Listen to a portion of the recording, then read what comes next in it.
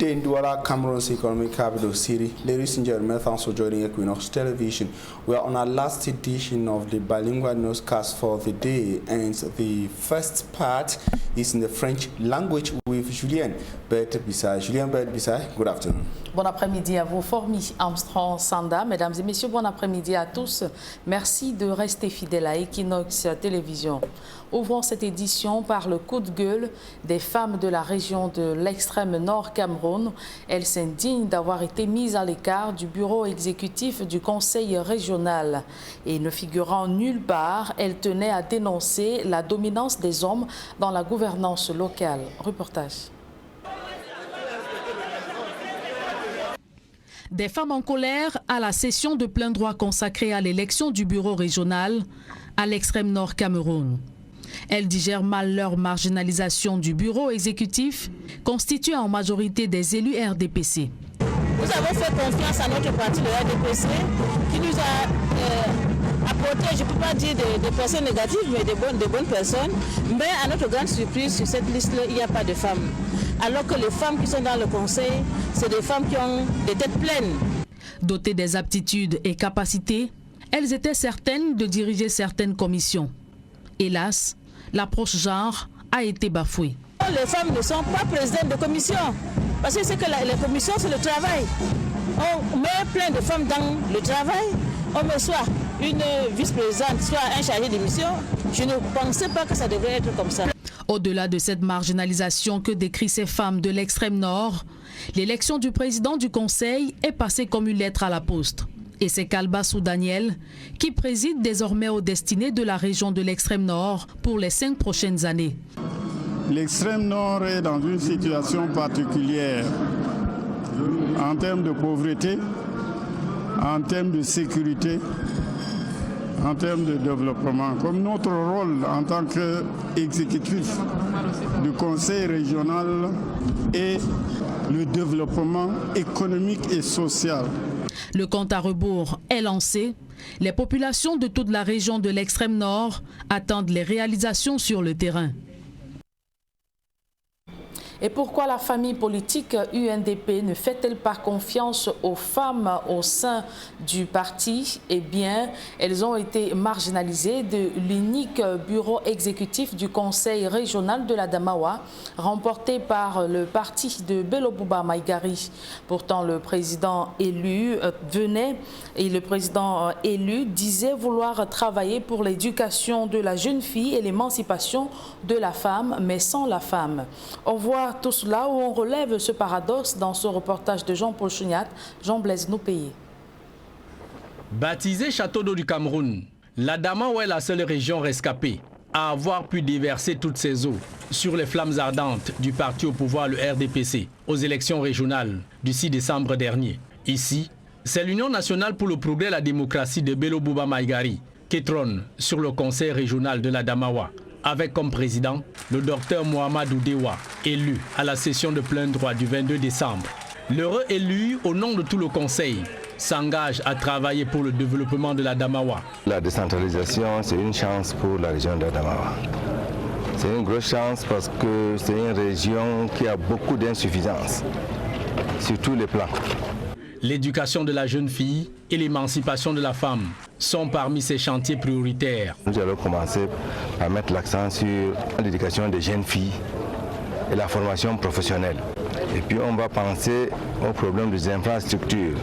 De même, le nouveau président du conseil régional et ses vices se donne 5 ans pour soigner les mauvaises routes de toute la Damawa. La Damawa est l'une des régions qui n'ont pas de route entre 2 départements qu'on ne peut pas joindre.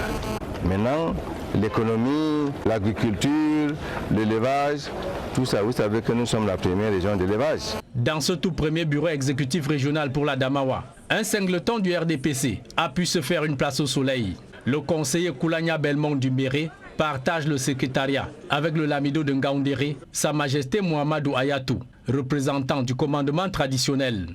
Si les ressortissants des 4 départements, à savoir le Mbéré, le Mayo-Bagno, la Vina et le Faro et Deyo figurent dans ce conseil, seule fausse note, aucune femme au bureau régional de la Damawa.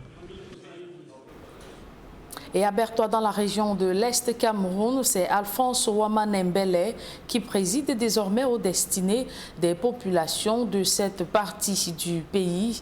Le nouvel élu entend atteindre ses objectifs durant les 5 prochaines années. On voit tout cela dans ce reportage de Benjamin Sam.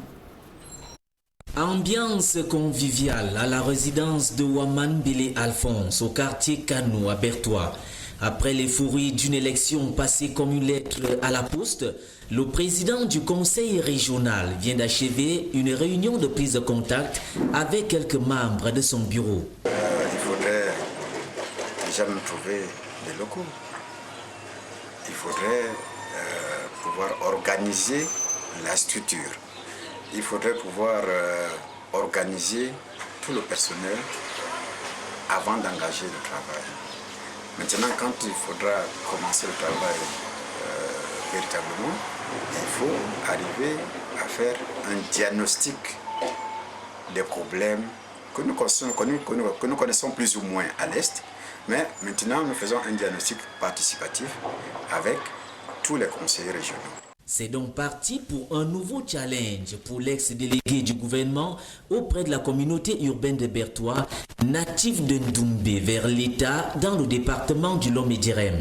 Avec ses pairs, l'ingénieur agronome de 60 ans, ancien PCA de l'Observatoire national de l'environnement, entend y aller méthodiquement. Il faut éviter aussi de devoir tout embrasser à la fois pour ne finalement rien faire et qui trop embrasse être mal-être. Donc, nous avons donc des priorités par rapport à l'établissement de ces diagnostics et l'établissement des priorités. Et c'est quand nous aurons établi ces priorités, de commun accord, il faut le savoir. Ce n'est pas l'affaire du président seul que je suis, mais c'est l'affaire de tout le conseil, ou tout au moins du bureau que je dirige.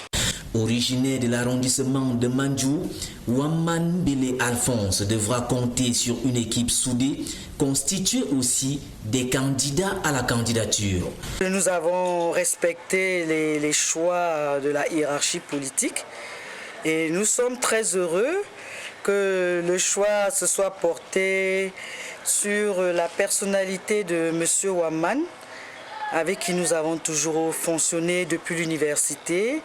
Une personnalité vraiment pondérée, tolérante et vraiment fédératrice. Tout ce que nous avons pu dire pendant la campagne, nous sommes amenés à le fédérer pour le bonheur de la région de l'Est. Donc très satisfait. La preuve, vous voyez qu'on n'a pas attendu 24 heures, nous avons déjà commencé une séance de travail. Reste à présent que le maçon soit jugé au pied du mur. Et quelle place pour les gouverneurs et autres autorités administratives après l'élection des présidents de conseils régionaux? Les définitions des différentes attributions et les réalités socio-politiques laissent entrevoir des conflits de compétences qui pourraient hypothéquer l'efficacité de l'action publique durant les prochaines années. On voit tout cela dans ce reportage de Donald Brice Kamgan. Gilbert Timiévouna au centre, Polycarpe Barlock dans le littoral, Jules Hilaire Foka à l'ouest. En dehors de ces trois, respectivement anciens délégués du gouvernement et anciens maires, les autres présidents de conseils régionaux s'inscrivent à l'école des collectivités territoriales décentralisées. On peut encourager par exemple l'ancien délégué du gouvernement de la région du centre. On l'a vu transformer la société. Le maire de Bafoussam, il s'est battu, Bafoussam premier s'est battu. Mais les autres, est-ce qu'on les a vus sur le terrain en train de transformer la société? Ça, je ne pense pas. Les présidents des conseils régionaux prennent place aux côtés des 10 gouverneurs de région. Si l'on s'en tient strictement à la loi, les tensions entre gouverneurs et présidents de région sont évitées. Vous voyez que quand il y a des troubles, c'est lui qui intervient, souvent la plus haute autorité au niveau de la région. Il représente également le président de la République, le Premier ministre, les autres ministres là, au niveau de la région. Donc il accompagne effectivement le président du conseil régional. Le président de région, son domaine est circonscrit. Développement économique, social, culturel, sanitaire, éducatif et sportif. Là-dessus, il pourra aussi assurer de l'ordre à son niveau. Mais quand le champ d'action de cet ordre-là sera plus important, c'est le gouverneur qui devra intervenir. Les attributions des gouverneurs de région sont contenues dans le décret de 2008 fixant les missions des autorités administratives. Celles de présidents de région sont énumérées dans le Code général des collectivités territoriales décentralisées. Mais l'expérience des conflits quotidiens entre certains préfets et certains maires est là pour rappeler la délicatesse de la nouvelle configuration. Chacune de ces autorités-là voudrait bien faire valoir son pouvoir au sein de la sphère camerounaise. Donc il faut mettre l'accent sur les lois, sur la bonne conscience de ces autorités et même sur le contrôle des populations. En cas d'abus de pouvoir, la loi dispose que le tribunal administratif est compétent pour trancher. De sa neutralité dépendra la sérénité du ménage, gouverneur, président de région. Et en page de santé de ce journal, au moment où plusieurs formations sanitaires font face à un manque criard d'équipement, le ministre de la Santé publique les invite à faire le nécessaire pour accueillir d'éventuels accidentés en cette période de fête de fin d'année. Le docteur Manaouda Malachi a visité quelques hôpitaux à Yaoundé. C'était en présence de nos reporters Élisée Bogbar et Aïd Cyril. Annoncé au départ comme une visite inopinée, la descente sur le terrain du ministre de la Santé publique sert finalement à galvaniser le personnel soignant, fortement sollicité en cette période de fête de fin d'année. Nous sommes à une période assez délicate de l'année. Nous sommes en fin d'année. Les festivités charrient souvent un certain nombre d'incidents. Et donc nous savons que le personnel santé va être sollicité, sinon sursollicité pendant ces périodes-là. Donc nous venons leur dire toute notre proximité, les motivations que nous pouvons apporter pour que ce personnel soit déterminé à pouvoir faire face à cette période-là. Manaouda Malachi parcourt les hôpitaux de Mbalmayo, Ngalan, Odja et autres. Il veut voir si les formations sanitaires ont pris des mesures pour accueillir d'éventuels accidentés. Nous rassurer que les services, et notamment le service d'urgence de l'hôpital, a un dispositif spécifique pour pouvoir prendre en charge des incidents le moment venu. Dans son périple, le ministre de la Santé publique échange avec les responsables des formations sanitaires. Il visite des services spécifiques, à l'instar de la pharmacie et des urgences. Au centre de santé intégré de Ngalan, le constat est amer. Les bâtiments sont vétustes, les équipements inappropriés. À Ngalan, comme dans plusieurs autres hôpitaux, le MinSanté fait la promesse de renforcer le plateau technique. Nous avons promis, n'est-ce pas, un certain nombre d'équipements qui peuvent être récupérés dès demain, parce que nous les avons, pour parer, n'est-ce pas, au plus pressé et faire face aux priorités du moment. Le temps que nous déployons notre stratégie, notre plan pour pouvoir relever les plateaux techniques de nos formations sanitaires. Alors que les carillons de la fête sonnent, le ministre de la Santé publique invite les formations sanitaires à se mettre sur leur garde afin de parer au plus pressé. Mais le problème, c'est la mauvaise qualité des plateaux techniques. Voilà qui met un terme à la première partie de ce journal. La seconde est en langue de Shakespeare. Avec vous, Formi Armstrong Sanda. Good day once again. Good day, Julian Barbisa. Good day, ladies and gentlemen. Thanks for joining us in the second segment of Information. Female councillors of the Fano region of Cameroon say they have been unjustly sidelined from the pioneer Fano Regional Council Bureau. The female at the election hall in the Fano Regional Chieftain Marwa rose up against the final list of bureau members, which they say is gender biased. Details in the upcoming report.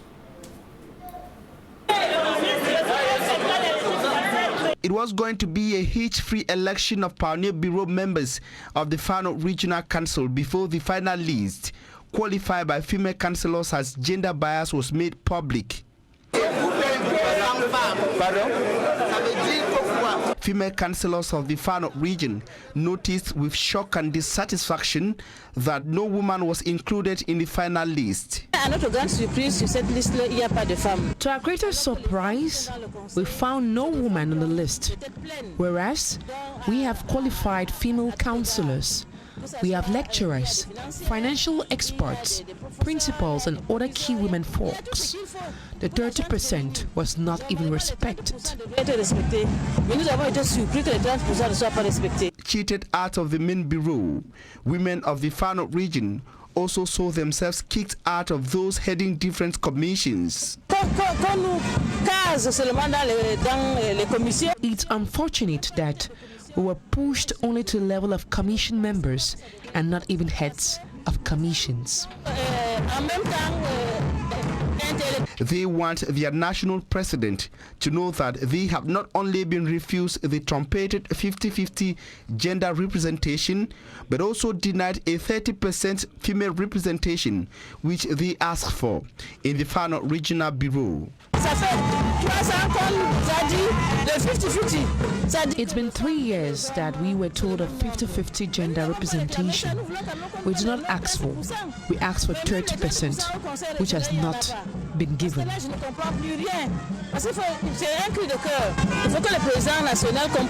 The majority CPT and female councillors of the Far North region of Cameroon think that the party directives were not respected by the delegated officials. They say the all-main bureau of the Far North Regional Council is an insult to the female folk. And the Pioneer Far North Regional Council Bureau President, on his part, has called on youth of the Far North region to get ready for engagement in different sectors in order to enhance development in one of the regions considered to be the most challenging development-wise across the Republic of Cameroon. The council president, or the Pioneer president, stressed on his determination and that of his team to use the opportunity given to them to bring together human and natural resources for the better development and a better future for the Far North region of Cameroon. Innocent Aze has the rest of the story. Soyons sérieux, s'il vous plaît. Though tension marked the first ever session of the Rise of the Far North Regional Councillors, the Pioneer President and other executive members were finally elected to pilot affairs of the Far North region. L'extrême nord est dans une situation particulière. The Far North region is in a particular situation in terms of poverty, security and underdevelopment. Comme notre rôle en tant qu'exécutif du Conseil régional, all of us constituting the executive body of the Far North Regional Council are marching towards crushing these diverse socio-economic challenges. L'extrême nord a des potentialités. Nous, notre rôle consistera à mettre tout en œuvre pour exploiter ces potentialités, en particulier. Regarding the agri-industrial and pastoral potentials of the Far North region, the youth must get engaged for change and development of the region, given this opportunity. La population nombreuse, la jeunesse nombreuse qu'ils vont mettre au travail. Nous comptons sur le gouvernement. We count on government's support and those of its external partners to attain these objectives. Daniel Kalobasu, now Pioneer President of the Far North Regional Council, was Managing Director of Le Crédit du Sahel, a microfinance institution established in the 3 northern regions of Cameroon. The southwest region of Cameroon, confidence has been bestowed on retired administrator, retired divisional officer Zakio Selango Bakuma. He is the Pioneer President of the Southwest Regional Council Assembly, that is the Pioneer President of the Southwest Regional Council, and Derek Jato, who attended the ceremony in Buea, says expectations are high in a region that is suffering the effects of the conflict hitting the northwest and the southwest. His report. Those in power who are the corridor of decision-making in the nation have repeatedly requested jubilation from all and sundry in Cameroon, for the expected time is finally here, qualifying putting in place of the regional councils as the last bent of the decentralization process. The election came and passed, and the second Tuesday is here. The inaugural elective General Assembly is holding in all the 10 regions of the nation, and in the Southwest region, the session was solemn. Quickly, only one list for the Central Bureau came forth, and before the representative of the state, religious leaders, the civil society, and the diplomatic corps, the election took place, and the list headed by Bakoma Elango Zacchaeus as president sailed through. The result was proclaimed minutes after the vote count. Well, the team here by election winner of the ballot. Electing Bakoma Elango Zacchaeus as the pioneer regional president of the Southwest region means different things to different people. Some see his being here at the head as a compensation to a particular people. To others, it is the trend for a particular division to have their own in power.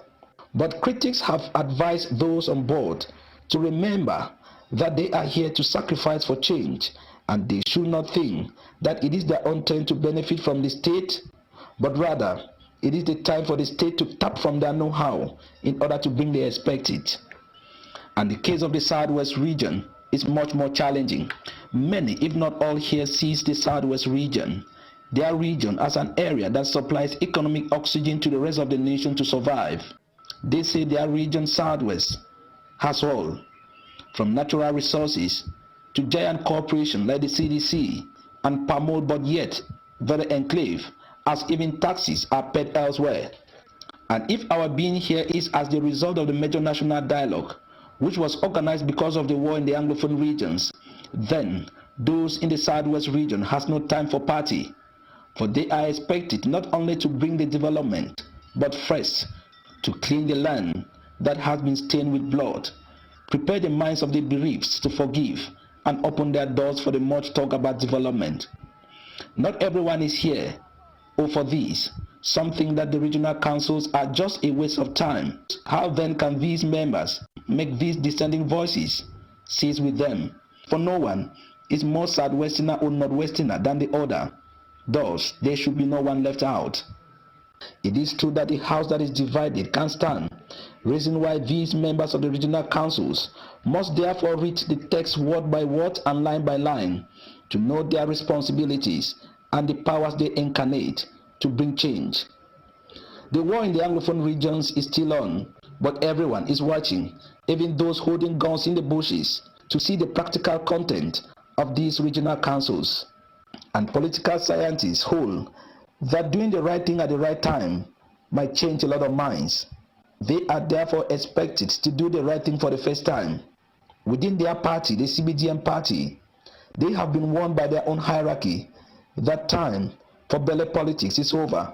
For the past 24 years, it has been seemingly compensation to individuals for their loyalty to the party or the consideration of a particular division and the rotation of power from one division to another with no or very little emphasis of the outcome. Today, even these players know that options are limited, and the earlier they embrace the bitter reality that the time is now, not later, for development to be compensated and love for fatherland considered. Critics say putting in place of the regional councils might just come to nurse another crisis. God forbid. And now on to something else. Workers of the Nkambe Council in the Donga Mountain Division, Northwest region of Cameroon, have called off a strike action that has been ongoing for several days now. It should be recalled that workers of the Nkambe Council went on a strike action against the municipal treasurer, who they accuse of not being able to pay their social insurance benefits and other allowances. The strike was called off after a crisis meeting with the mayor of Nkambe, Shemu Samfo, which also saw the presence of the senior divisional officer for the Donga Mountain, Dr. Do Simon Quinty. Smart Njikangebe tells us more. For several days now, the gate of the Nkambe Council has remained closed.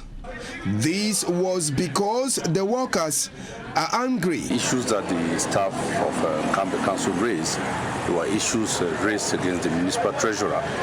Most of the things date back to 2014, but they were wide-ranging, including deductions of CNPS, other taxes, and either not paying or paying in a timely manner, not paying exhaustively.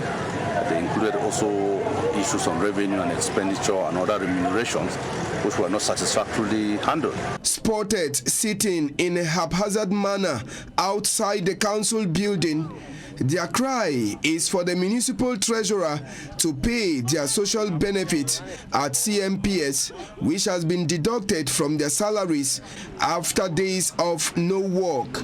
A crisis meeting took place, bringing together Mayor Shea Musa and the councillors to look for a way forward. At the end of the crisis meeting, a committee was created to look into the problems raised by the workers. The financial issues will be monitored. The first one has already been handled. Means that they've gone into seeing how the workers can enjoy Christmas.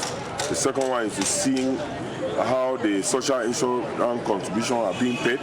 They already asked the staff to designate somebody who is responsible for monitoring the situation. Whenever it's being paid, he has the result, has the receipt and the evidence.